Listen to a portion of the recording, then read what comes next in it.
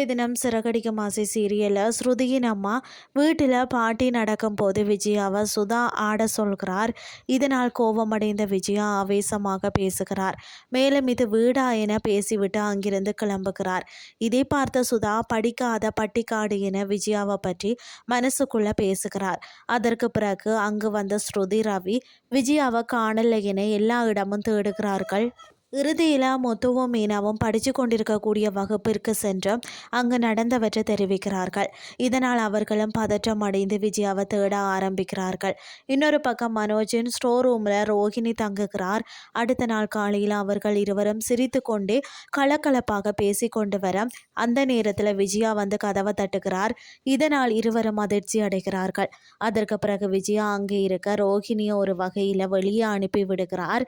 இருந்தாலும் கண்ணாடியில் பெண் ஒருவரையும் ஸ்டிக்கர் போட்டிருக்கிறது என விஜயா மனோஜிடம் கேட்க அதனை ஒரு வகையில் சமாளித்து விடுகிறார் மனோஜ். இனி இங்கு தான் இருக்க போகிறேன் என்று விஜயாவின் முடிவை கேட்டு மனோஜ் வந்து அதிர்ச்சி அடைகிறார். இதுதான் இன்றைய நாளுக்கான எபிசோட்.